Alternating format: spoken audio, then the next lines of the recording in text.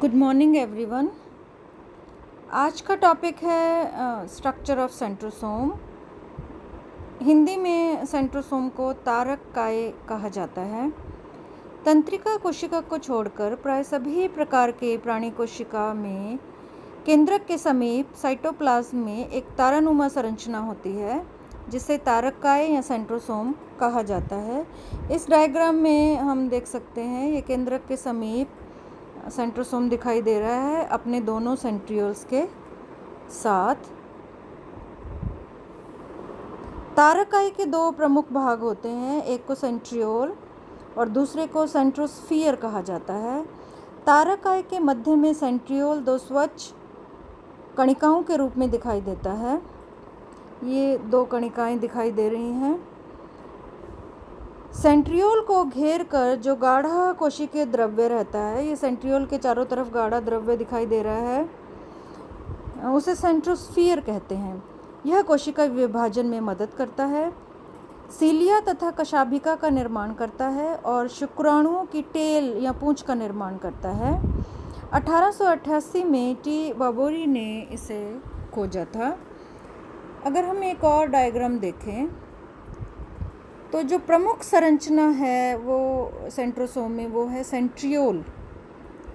ये दो सेंट्रियोल्स इस डायग्राम के बीच में दिखाई दे रहे हैं, mother centriole and daughter centriole, जिन्हें कि मातृ सेंट्रियोल और अनुजात सेंट्रियोल कहा जाता है।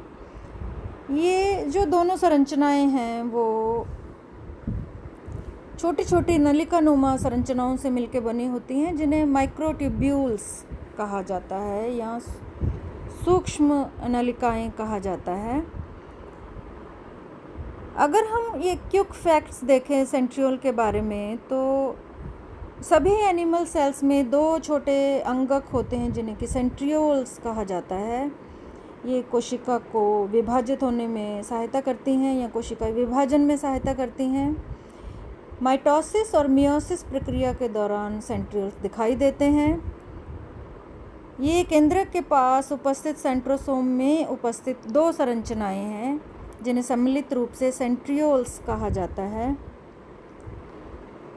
सेंट्रोसोम एक ग्रेन्युलर मास है जो कि सूक्ष्म नलिकाओं से मिलकर बना होता है।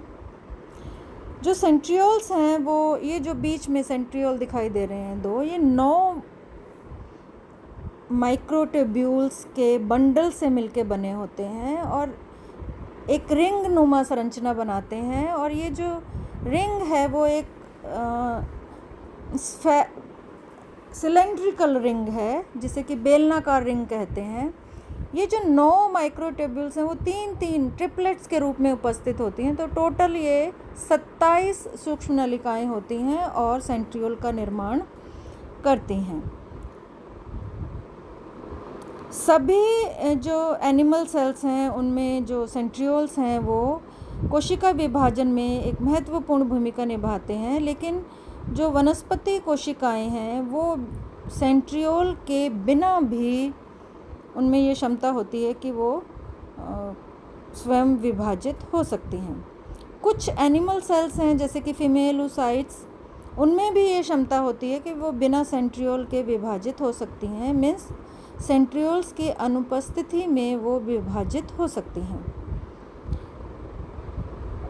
ऐसा देखा गया है कि सेंट्रियोल्स की अनुपस्थिति में विभाजन में त्रुटियां उत्पन्न हो जाती हैं जिसे कि डिविजनल एरर्स कहा जाता है, और ये माइटोटिक प्रोसेस को या जो विभाजन प्रक्रिया है, कोशिका विभाजन प्रक्रिया, उसको धीमा कर सकती हैं, डिले कर सकती हैं। अतः सेंट्रोसोम और सेंट्रियोल्स का मुख्य कार्य कोशिका विभाजन करना है और कोई भी ऊतक कोशिका विभाजन के पश्चात ही वृद्धि करता है।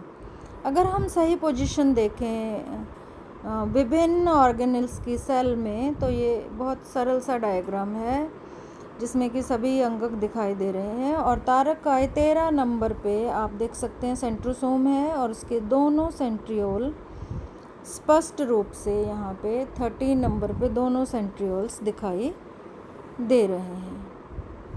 Thank you.